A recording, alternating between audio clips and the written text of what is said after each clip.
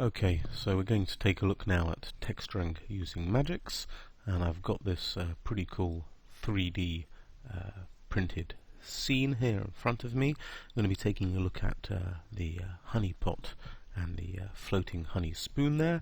That's this section up close, and let's see how that was achieved within Magix.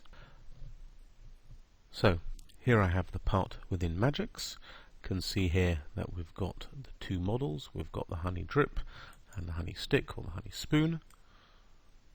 Okay, now we'll start off with applying a texture onto this spoon. So the first thing to do is to ensure that the part is selected.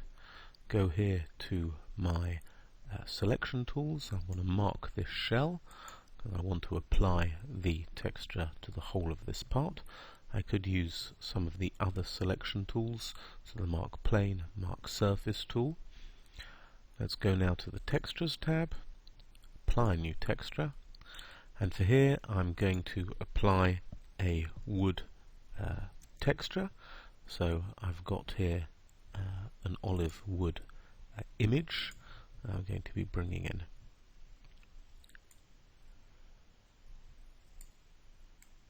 So there we have the part applied. Now this is a straight-on selection.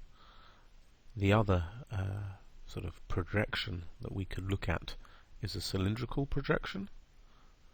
A cylindrical projection often works a bit better with wood specifically, and we can play around with the positioning and the grain, adjusting the horizontal and vertical positioning as well as adjusting the size. So for example, if I crank this up to 200,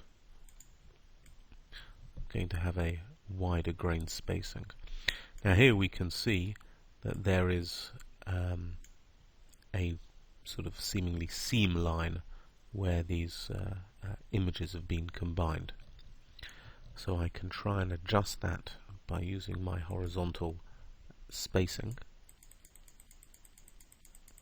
to see if we can't hide that within the actual folds of the model itself.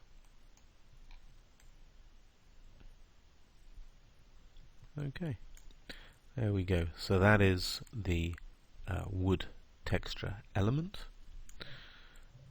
and let me hit apply and OK. Now if we want to take a look at the honey drip section, I've got a bit funny. Here we go. So this, I have the transparent visualization turned on within Magix. I'm going to again select the shell. I'm going to go to texture, new texture, and this is a transparent texture that I previously prepared in Photoshop. It's saved as a PNG so that we have the transparency there, and I can click apply and close. Now the transparency within Photoshop, within Magix, does not work very well.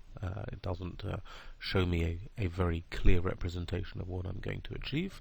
So what I'm going to do is I'm going to save this out and I'll show you what it looks like in GrabCAD Print. Now first things first, we need to combine these two models together. So I'm going to go to Tools, I'm going to go Merge Parts. I don't want to do a Boolean merge because I still want the internal shell to be visible. So if I turn back on the transparency, I'll be able to see that I have the spoon still inside this single shell. And now we can go and save that out. So let's go Save As, and we want to save this as a VRML. Okay. So let's give this a name.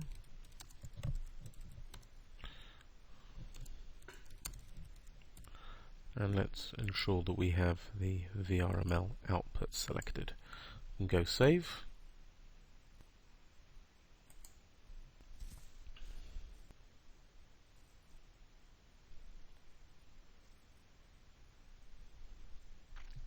Okay, and let's take a look at what that looks like within GrabCAD.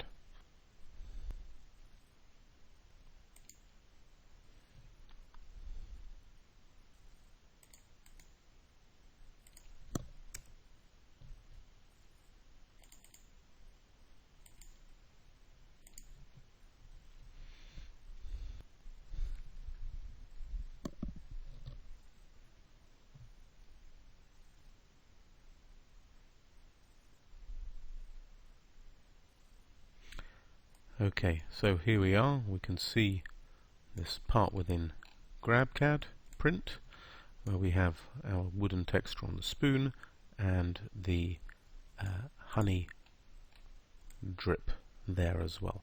So that has been applied within Magix using textures.